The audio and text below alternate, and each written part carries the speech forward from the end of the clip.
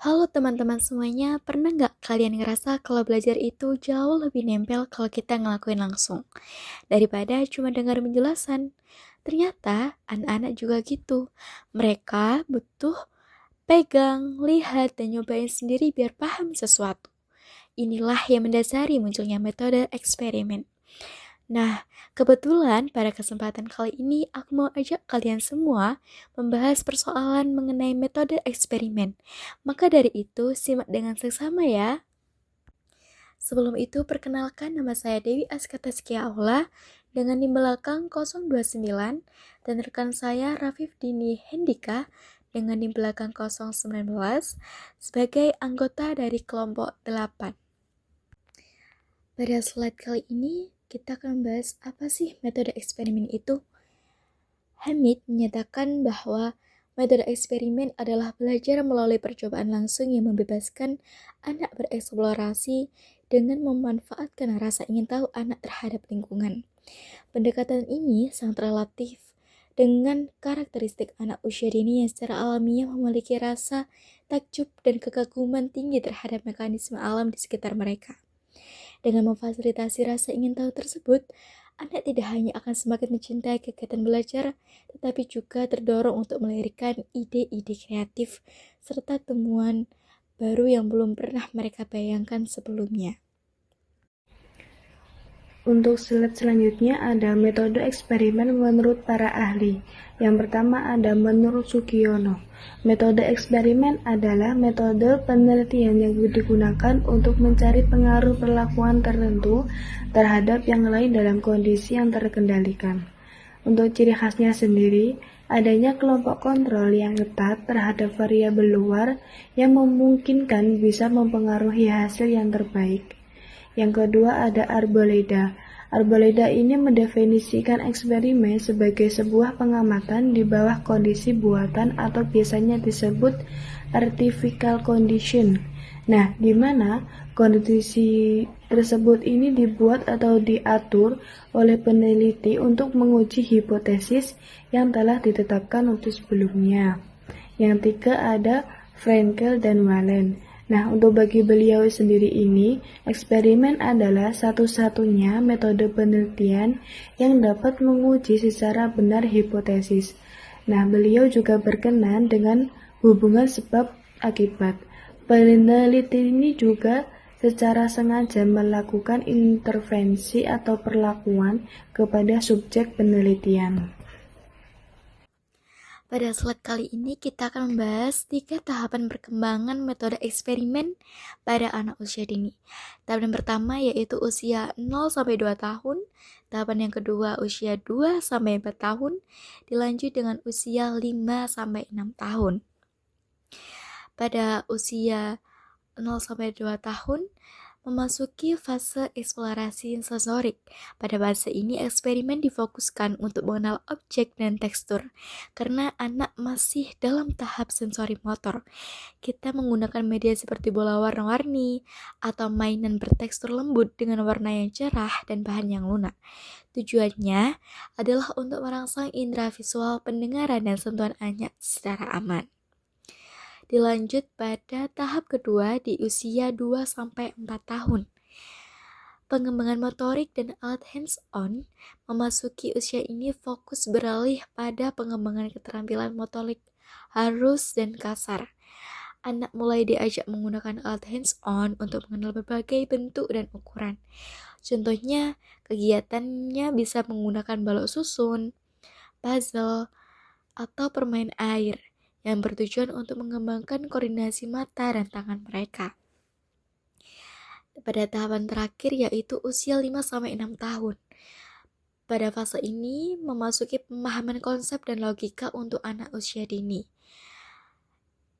Yang memasuki sekolah awal, mereka sudah mulai mampu memahami konsep dasar sains seperti gravitasi atau perubahan bentuk benda.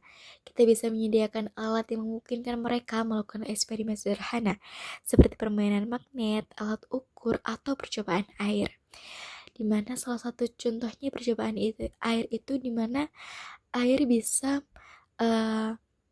menirukan semua benda yang ada dimasuki air tersebut, seperti adanya botol maupun ember ataupun tumbler, di mana air itu bisa menyesuaikan bentuk dari benda yang telah ditempati.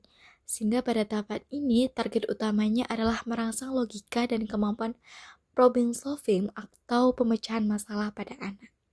Pada slide kali ini kita akan membahas mengenai karakteristik pada eksperimen anak usia dini. Tentunya pada eksperimen anak usia dini yang pertama ialah berbasis bermain, di mana menjadikan belajar sebagai aktivitas yang seru.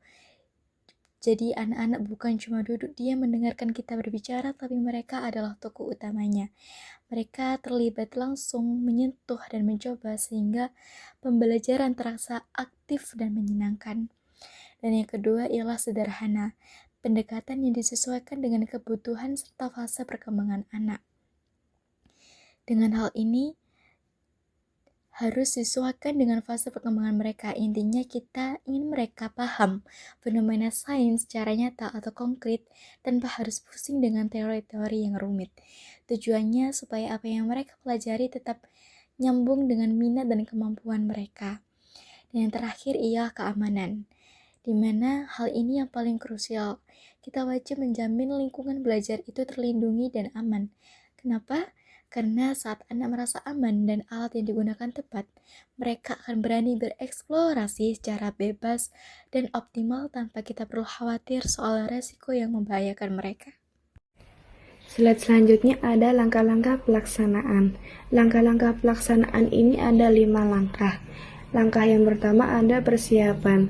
Pastinya seluruh alat dan bahan tersedia serta siap digunakan. Guru juga perlu melakukan uji coba prosedur terlebih dahulu untuk menjamin ketepatan hasil dan keamanan proses eksperimen. Langkah yang kedua ada prediksi dan penjelasan. Anak-anak diajak menebak hasil prediksinya sebelum memulai kegiatan. Guru juga menjelaskan prosedur dan fungsi bahan agar anak-anak bisa memahami alur kegiatan yang akan dilakukan nantinya. Langkah yang ketiga ada pelaksanaan. Anak-anak melakukan percobaan secara mandiri atau berkelompok. Guru juga bertindak sebagai fasilitator yang memantau, memotivasi, dan membantu anak-anak saat diperlukan. Langkah ketiga ada diskusi dan kesimpulan. Nah, biasanya di dalam sesi ini berbagi hasil pengamatan antar anak. Anak bisa belajar menarik kesimpulan dari fenomena yang mereka temukan dan mengomunikasikannya kepada teman sebayanya. Nah, langkah terakhir ada evaluasi dan refleksi. Tahap akhir untuk meninjau kembali pengalaman belajar. Guru juga mengajak anak-anak merefleksikan diri apa yang telah dipelajari guna memperkuat pemahaman konsep sains mereka. Selanjutnya, manfaat bagi perkembangan usia dini pada section eksperimen kali ini ialah yang pertama pada aspek motorik, melatih koordinasi mata, tangan, dan ketangkasan jari. Sehingga pada eksperimen kali ini sangat efektif untuk melatih koordinasi mata dan tangan saat anak menuang air, mengaduk larutan, atau memegang alat kecil. Dengan hal itu, ketangkasan atau motorik halusnya yang sangat berguna untuk persiapan menulis nanti. Dan yang kedua ialah tahap pada aspek kognitif, mengasah kemampuan berpikir logis dan pemecahan masalah melalui pemahaman konsep, sebab, akibat, serta pembuktian prediksi. Dengan hal ini dapat dikatakan anak belajar menjadi ilmuwan cilik, di mana mereka diajak berpikir logis dan memecahkan masalah melalui pembuktian prediksi. Anak akan memahami konsep sebab akibat secara nyata, bukan hanya sekadar teori dari buku. Dan yang ketiga ialah aspek bahasa, menambah kosakata baru untuk melatih kemampuan berkomunikasi anak dengan hasil temuan saat berdiskusi dengan teman.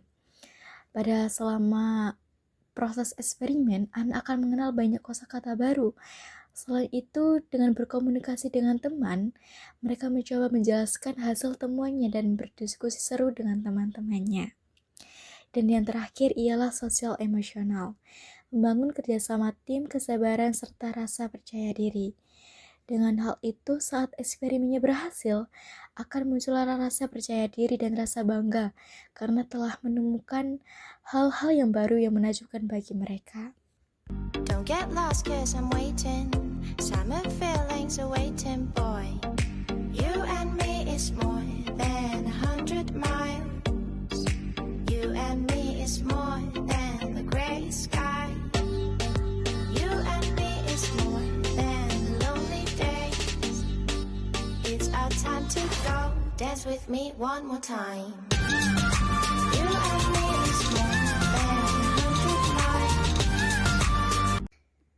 Selanjutnya pada session kali ini kita akan membahas mengenai peran guru dalam metodologi eksperimen. Ada 3 peran guru di antara memfasilitasi, memberikan semangat dan mengarahkan. Dengan klasifikasi sebagai berikut, yaitu memfasilitasi minat dan penerapan nyata. Intinya kita tidak hanya nantinya sebagai guru bukan hanya bicara mengenai teori, tapi membawa minat anak ke dunia nyata. Misalnya, kalau anak lagi suka main air, kita jangan cuma melarang, tapi kita fasilitasi dengan eksperimen seperti benda terapung dan tenggelam. Dengan begitu, rasa penasaran mereka terjawab lewat permasalahan nyata yang mereka hadapi saat itu. Yang kedua, memberi semangat untuk mencari tahu, bukan hanya memberi tahu. Inilah esensial yang paling penting di antara kita nantinya sebagai guru, bukan hanya sekedar memberi langsung jawaban, tapi jadi penyemangat agar mereka mencari tahu sendiri. Saat anak menemukan jawaban lewat percobaannya sendiri, rasa puas dan pemahamannya akan jauh lebih dalam daripada kalau kita cuma kasih tahu jawabannya di awal.